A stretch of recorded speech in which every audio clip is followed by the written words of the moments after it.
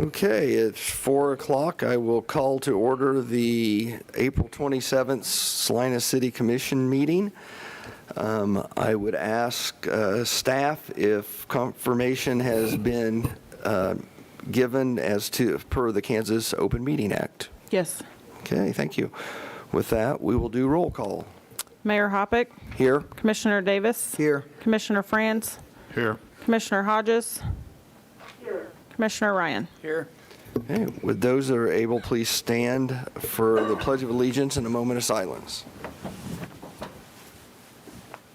I pledge allegiance to the flag of the United States of America and to the republic for which it stands, one nation under God, indivisible, with liberty and justice for all.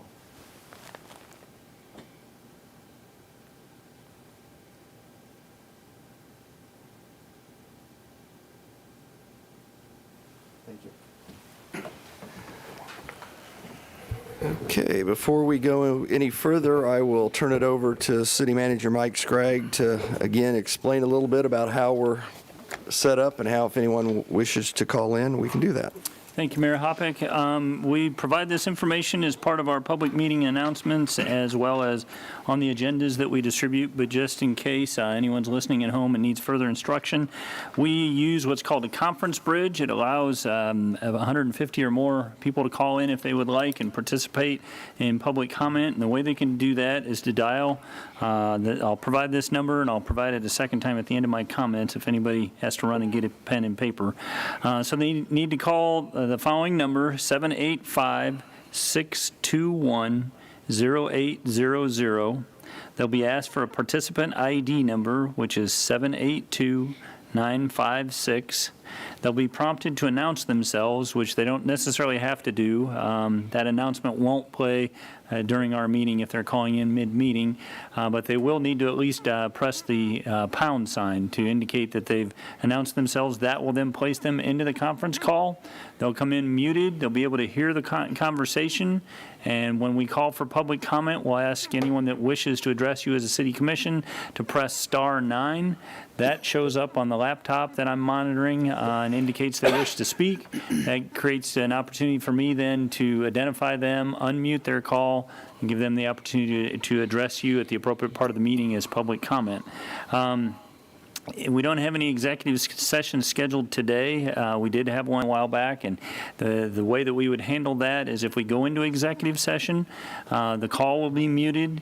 YouTube Live will be muted. It'll continue to run, be muted. Salina Media Connection will take the normal steps that they take when we go into executive session and put a message on the screen and mute their audio. We will stay in this room and conduct the executive session. The conference call will continue. It'll just be muted and on hold, essentially. When we complete executive session, we'll then unmute all those technologies. The phone call will be unmuted, YouTube Live will be unmuted, and Salina Media Connection will resume broadcasting. So again, anyone that wishes to call and participate in public comment would need to dial the number 785-621-0800. When prompted for a participant ID number, that is 782-956. And when asked to announce themselves, they don't necessarily have to, but they do need to complete that task by pushing pound or number sign, and that will then place them in the conference call. Okay, thank you, Mike. With that, we will move to awards and proclamations. Item 3.1, the month of April 2020 as Sexual Assault Awareness Month in the city of Salina. Sheila Beeson, DVAC Sexual Assault Advocate, will read the proclamation. Ms. Beeson is dialed in. I just unmuted phone number 9650, which I believe is Ms. Beeson. Are you there, caller?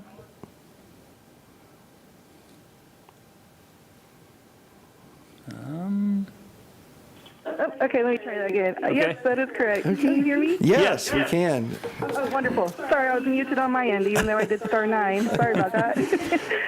So, yes, I'm Sheila Beeson. I'm the sexual assault advocate at DVAC, and I appreciate having this time today in this unusual situation, but we appreciate the support that the city of Salina has always given us, especially during our awareness month. So, yes, I'm going to go ahead and proceed to read the proclamation. Whereas Sexual Assault Awareness Month calls attention to the fact that sexual violence is widespread and impacts every person in this community. Whereas the goal of Sexual Assault Awareness Month is to raise public awareness about sexual violence and educate communities on how to prevent it. Rape, sexual assault, and sexual harassment harm our community, and statistics show 1 in 5 women and 1 in 67 men will be raped at some point in their lives. Whereas child sexual abuse prevention must be a priority to confront the reality that 1 in 6 boys and 1 in 4 girls will experience sexual assault before age 18. Whereas on campus, 1 in 5 women and 1 in 16 men are sexually assaulted during their time in college. Whereas in 2018, 32 incidents of sexual violence were reported to law enforcement in the city of Salina.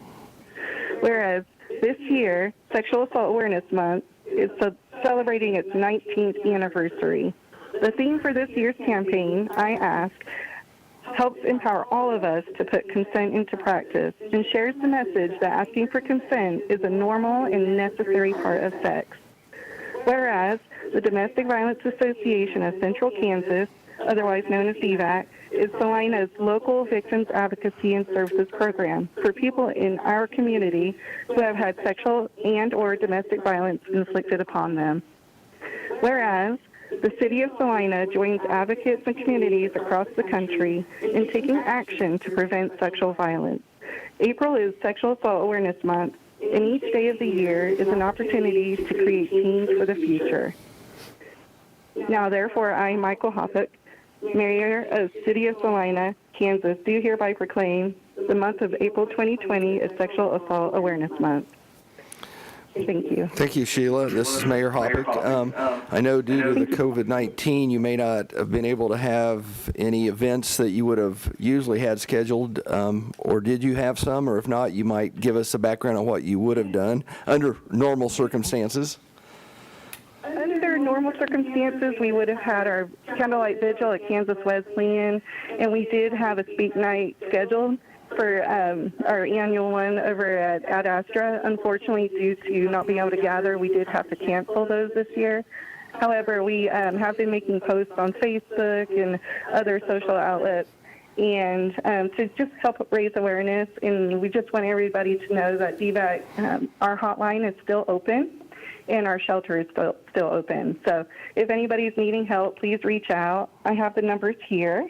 Our toll-free hotline is 1-800-874-1499, and our local number that most people use is 785-827-5862. And there you will reach a trained advocate who can help provide counseling over the phone and help safety plan and help get out of a dangerous situation. Okay. Sheila, thank you very much, and we appreciate the work you do in our community, and our city clerk will get that proclamation mailed out to you. Great. Thank you. Have a good day.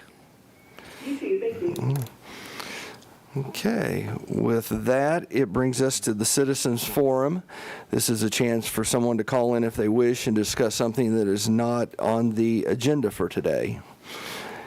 And I'll give Mike a couple seconds here to see if we have anybody that raises their hand and would like to speak. Yep, we have one. Phone number ending in 2190. I'm going to unmute you. Phone number ending in 2190. You're unmuted on this end. Hello, can you hear me? Yes, go ahead. Hi, my name's Garrett Walker. I am I'm a resident here in Salina, and I was wondering here in the next couple months, possibly at the end of July, to be specific, the July 12th. We have kind of like established a little flag football league here in Salina that we kind of play on Sundays, or that we have been playing on Sundays.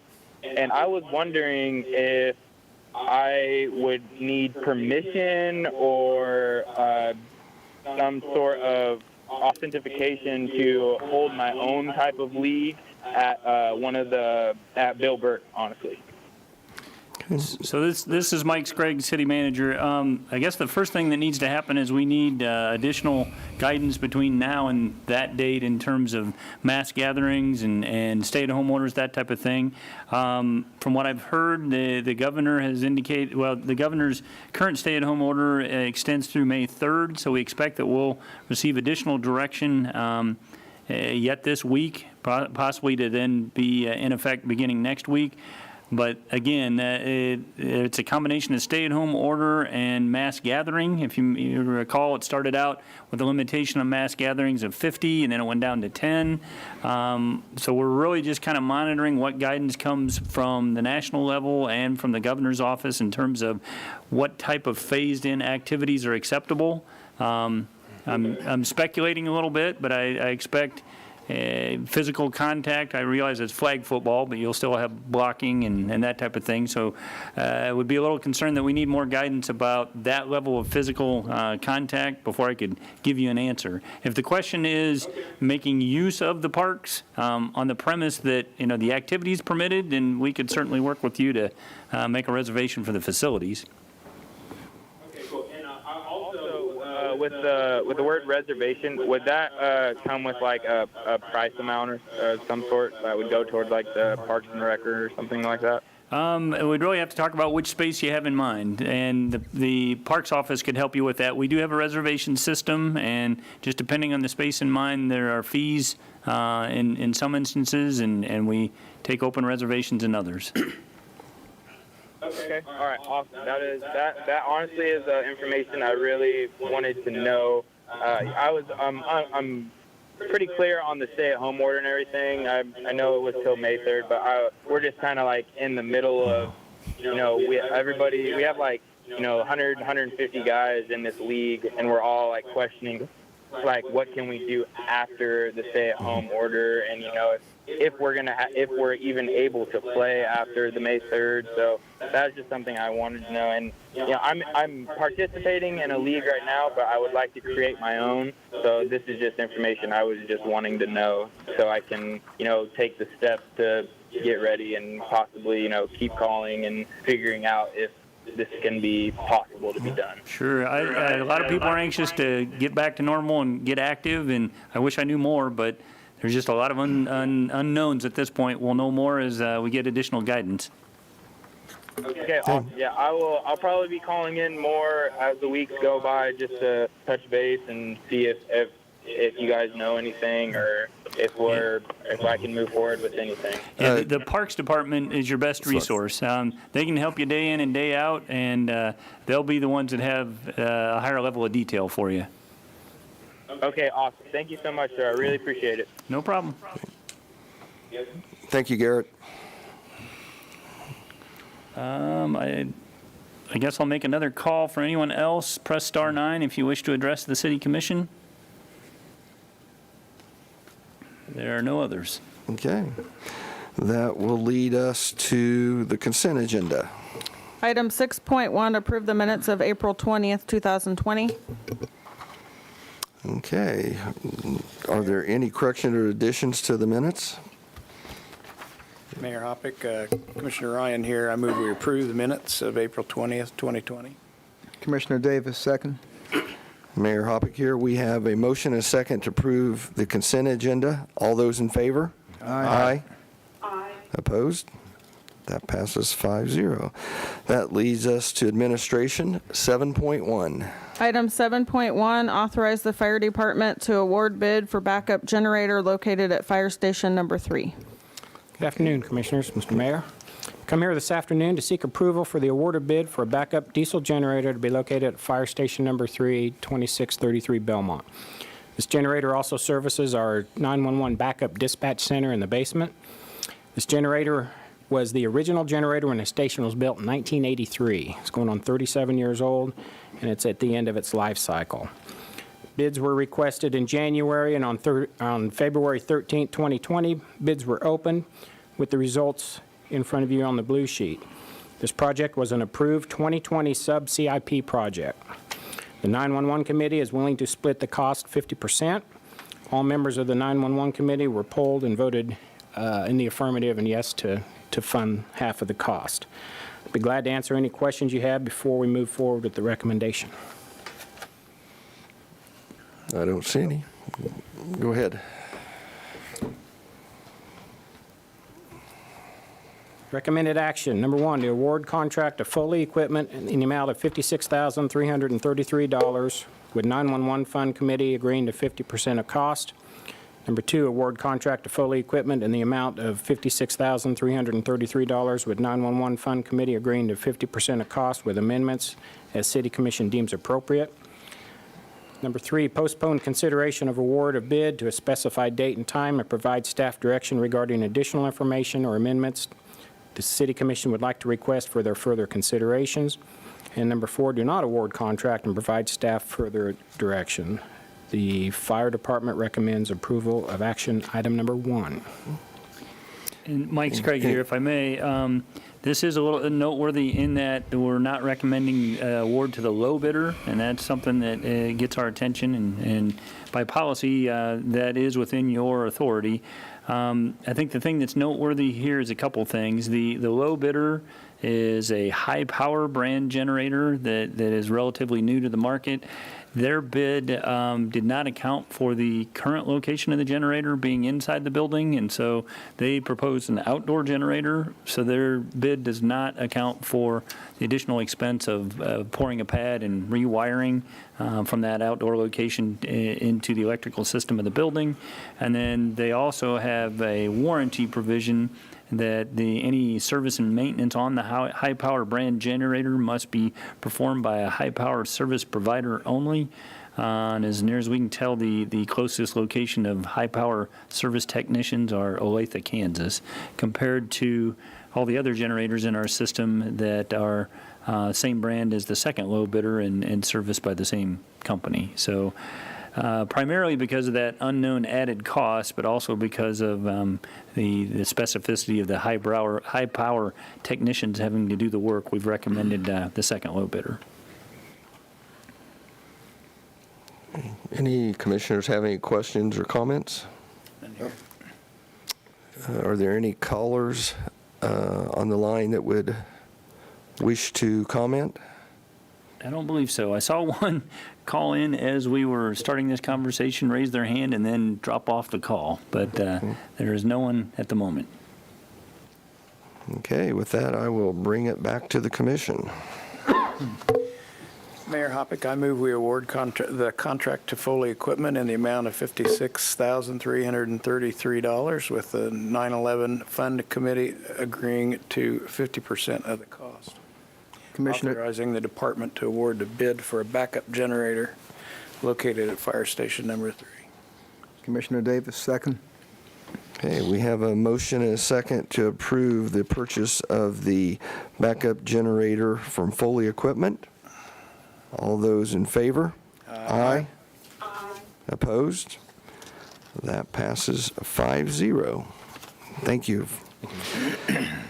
Okay, we have no development business. That brings us to other business. Do we have any commissioners that have other business they'd like to bring before the group? I don't really need an answer. This is Commissioner Davis. Now, there's been several requests to, as buildings and services are reestablished, to put the recycling center near the top of that list, if possible. And I'm not asking anything be done this week, but just wanted to reiterate that.